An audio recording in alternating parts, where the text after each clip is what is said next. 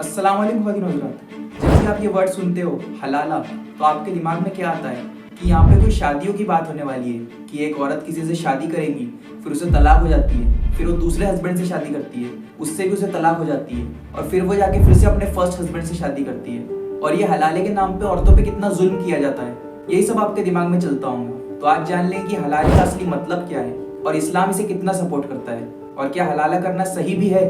आज सब कुछ जानेंगे इस वीडियो में। हलाला जो वर्ड है इसका मतलब है कि किसी चीज को हलाल करना, परमिसिबल करना। गाइस, हलाला जो वर्ड है ये कहीं कुरान में तो मेंशन नहीं है, लेकिन इसे फुकहा ने डिस्कवर किया है, जिन्हें हम ज्यूरिस्ट भी कह सकते हैं, इस्लामिक ज्यूरिस्ट। अगर आसान भाषा में समझा जाए तो ये लोग वो होते हैं जो कुरान और हदीस की बहुत अच्छी समझ रखते हैं, और उन कुरान और हदीस से ये लोग मसले निकालते हैं। उन्हें फकी कहते हैं और इसका प्लूरल फॉर्म है फुकहा। और इसीलिए जब कोई बोलता है निकाह हलाला, इसका मतलब होता है कि किसी हराम निकाह को हलाल करना। गाइस, अब समझ लेते हैं कि हलाला का प्रोसीजर क्या होता है। निकाह हलाला ऐसे होता है कि जब कोई आदमी अपनी वाइफ को 3 बार तलाक दे दे, उसके बाद वो औरत किसी और मर्द से जाके निकाह करती है। उसे उस सेकंड मर्द के साथ अपनी मैरिज को कंजमेट करना बहुत जरूरी है, मतलब उसे इंटरकोर्स करना जरूरी है। और अगर ये काम होने के बाद उसका सेकंड हस्बैंड या तो मर जाए या फिर उसको खुद डिवोर्स दे दे, तो फिर वो जो औरत है वो अपने फर्स्ट हस्बैंड से निकाह कर सकती है या फिर किसी भी और मर्द से निकाह कर सकती है। यही हलाला का प्रोसीजर है। 3 तलाक के बाद अगर एक औरत इस प्रोसीजर से नहीं गुजरती तो वो अपने फर्स्ट हस्बैंड के लिए हलाल मतलब परमिसिबल नहीं हो सकती। लेकिन गाइस, यहाँ पे सवाल उठ सकता है कि वो औरत अपने फर्स्ट हस्बैंड से डायरेक्टली क्यों निकाह नहीं कर सकती, उसे इतनी प्रोसीजर से क्यों गुजरना पड़ता है। क्योंकि कुरान के सूरह बकरा में आयत 230 में ये प्रोहिबिटेड है कि अगर किसी औरत को 3 बार डिवोर्स मिल जाए अपने हस्बैंड से तो वो उसे डायरेक्टली निकाह नहीं कर सकती। ये देखिए, and if he has divorced her for the 3rd time then she is not lawful to him afterward until after she marries a husband other than him. यानी कि अगर किसी औरत का हस्बैंड उसे तीसरी बार तलाक दे दे तो वो उस अपने पहले हस्बैंड से निकाह नहीं कर सकती जब तक कि वो किसी दूसरे मर्द से शादी ना कर ले। ये वर्ष जब रिवील हुए थे तो उससे पहले प्री इस्लामिक पीरियड में मर्द अपनी वाइफ को 3 बार तलाक दे दिया करते थे, और जैसे उनकी तलाक की मुद्दत पूरी होने वाली होती थी, मतलब लगभग 3 महीने या फिर 3 मेंस्ट्रुअल साइकिल, ये एक औरत की तलाक की मुद्दत पूरी करने की एक पीरियड है। तो जैसे उनकी ये पीरियड पूरा होने वाला होता था तो वो मर्द बोलते थे कि नहीं नहीं ठीक है, हम रुजू करते हैं और हम वापस तुम्हें अपने निकाह में ले लेते हैं। इससे ये होता था कि वो औरत ना तो उस मर्द के साथ खुशहाली से रह पाती थी, और बल्कि जैसे ही वो अपनी आज़ादी को पाने लगती थी तो मर्द बिल्कुल 89 डे पर ही बोलते थे कि नहीं नहीं हमने रुजू कर लिया और हम तुमको वापस रखेंगे।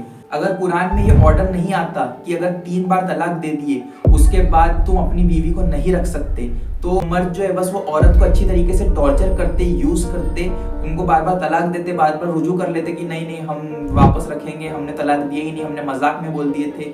लेकिन गाइज, जब कुरान का ऑर्डर आ गया तो अगर मजाक में भी तीसरी बार तलाक निकल गई तो उसके बाद वो औरत हराम हो जाती है अपने पति के लिए। लेकिन मैंने जो आपको ये हलाला बताया, क्या इस्लाम भी इसे प्रमोट करता है और क्या औरत के हक में ये सही है?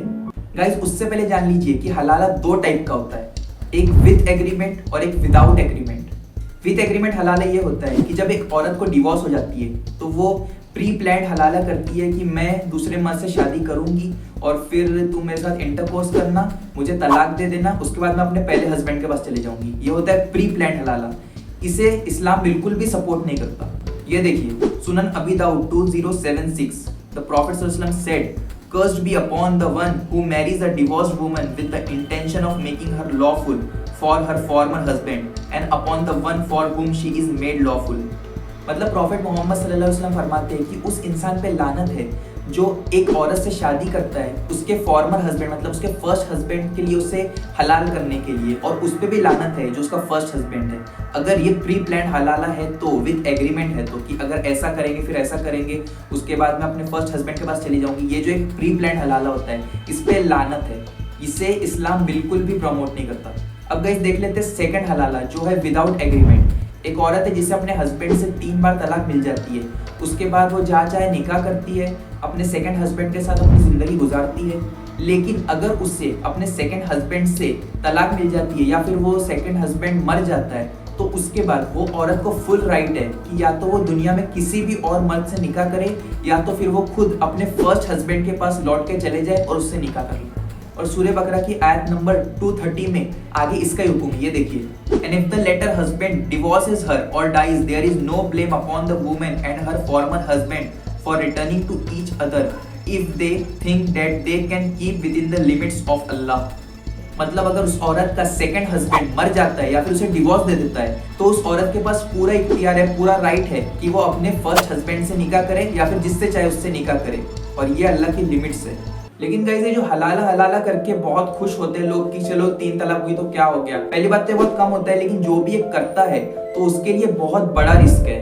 कैसे, मैं बताता हूँ गाइस आपको।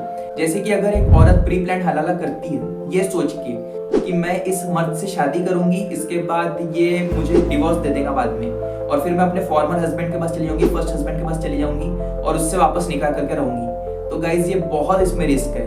क्योंकि अगर वो हस्बैंड उससे शादी करे और उसके बाद उसे डिवोर्स ही ना दे तो फिर क्या होगा, वो औरत डिवोर्स ले ही नहीं सकती, और ये मैं इस्लाम के मुताबिक बोल रहा हूँ। या फिर सोचिएगा ऐसा होता है कि उस औरत ने उससे डिवोर्स लेने के लिए तो शादी करी थी कि शादी करूंगी फिर डिवोर्स ले लूंगी बाद में और फिर अपने फर्स्ट हस्बैंड के पास चली जाऊंगी, लेकिन हो सकता है उसे अपना सेकंड हस्बैंड ही इतना अच्छा लगे कि वो अपने फर्स्ट हस्बैंड के पास जाए ना, तो इसमें फर्स्ट हस्बैंड जो प्री प्लान हलाला में शामिल होता है तो इसके लिए बहुत बड़ा रिस्क है, और वैसे इस पे लानत है, तो ये बिल्कुल भी नहीं करना चाहिए अगर कोई करता है तो। लेकिन गाइस ये जो पूरा प्रोसीजर होता है और ये जो काम होता है इसमें ऐसा पता चलता है कि औरत जो है वो एकदम फुलिश है, उसको टॉर्चर किया जा रहा है इस पूरे प्रोसेस में और उसे डिग्रेड किया जा रहा है। तो ये बात किस हद तक सही है? देखिए गाइस ऐसी बात नहीं है कि औरत को डिग्रेड किया जा रहा है, बल्कि ये उसके लिए अच्छा है कि एक ऐसा मर्द जिसके मुंह पे इतना कंट्रोल नहीं है कि वो धड़-धड़ 3 तलाकें दे रहा है, तो इसके लिए उस औरत के लिए अच्छा है कि उससे छुटकारा मिल रहा है और वो किसी बेहतर मर्द से निकाह कर सके, बेहतर मर्द के साथ अपनी जिंदगी गुजार सके। लेकिन अगर वो फिर भी प्री प्लान्ड हलाले करती है और वो बोलती है कि ठीक है मैं दूसरे से शादी करूंगी, फिर उसके साथ वक्त बिताऊंगी, रात गुजारूंगी और उसके बाद अपने फर्स्ट हस्बैंड के पास चली जाऊंगी, तो इसका मतलब है वो औरत अपने आप को खुद डिग्रेड कर रही है, उसे कोई और डिग्रेड नहीं कर रहा। तो उसे अपने फर्स्ट हस्बैंड को भूल जाना चाहिए और अपने सेकंड हस्बैंड के साथ जिसके साथ वो निकाह करके रह रही है उसके साथ ही अपनी जिंदगी गुजारना चाहिए। जब मर्द 3 तलाकें देता है और कुरान के हुक्म के मुताबिक जब वो अपनी वाइफ को नहीं रख सकता जब तक कि वो किसी दूसरे मर्द से शादी ना कर ले, तो ये एक मर्द के लिए ही बहुत बड़ा अजाब वाली बात है। उसे पता चलता है कि अगर मैं अपनी जबान पे कंट्रोल कर लेता और तलाकें नहीं बोलता तो आज मेरी वाइफ मेरे साथ होती। मर्द के लिए बहुत बड़ा अजाब है जो कि उसको अपनी जबान पे कंट्रोल ना रखने की वजह से अजाब मिलता है। अगर हलाला नेचुरली हो जाए, जो ये प्रोसेस है नेचुरली हो जाए तो जायज है, लेकिन अगर ये प्री प्लान किया जाए तो इससे ना इस्लाम सपोर्ट करता है और ना हम सपोर्ट करते हैं। गाइस काफी सारी मूवीज में आजकल ये बता रहा है कि ये मुसलमान जो है वो हलाला कराते हैं और इस्लाम के ऊपर ये पूरे इस्लाम के खाते में जा रहा है कि हलाला कराते हैं, तलाक दे देते हैं, फिर हलाले कराते हैं, फिर अपनी वाइफ को रखते हैं। ये बिल्कुल गलत है गाइस, इस्लाम को सरासर बदनाम करने की साजिश की जा रही है। पूरी मूवीज इस्लाम को बदनाम करने के लिए इस्लाम के खिलाफ बनाई जा रही है। हलाला हलाला का नाम लेके लोग बोलते हैं कि ये लोग वुमन को डिग्रेड करते हैं, उसकी इज्जत के साथ खिलवाड़ करते हैं, लेकिन ये तो नहीं बताते कि जब एक औरत, जब एक लड़की सेवरल बॉयफ्रेंड्स बनाती है, होटलों में रात गुजारती है उसके साथ, तब उसे कोई कैरेक्टर लेस क्यों नहीं बोलता? तब ये सब अकल कहाँ जाती है इनकी? जब तो लोग बोलते हैं कि उसकी मर्जी है, ये उसकी लाइफ है, वो चाहे एक बॉयफ्रेंड बनाए, 10 बॉयफ्रेंड बनाए, जिसके भी साथ रहे, रिलेशन में बिना शादी के रहे, ये तो उनके यहाँ जायज होता है। लेकिन जब कोई इस्लाम के हिसाब से बात करना चाहे तो वो क्यों इन्हें अच्छा नहीं लगता? बल्कि जब एक लड़की बॉयफ्रेंड बनाती है वो तो इससे बदतर काम कर रही है, उसने तो इससे शादी भी नहीं की है और वो उसके साथ रातों रात कहाँ घूम रही है और रात कहाँ बिता रही है उसके साथ।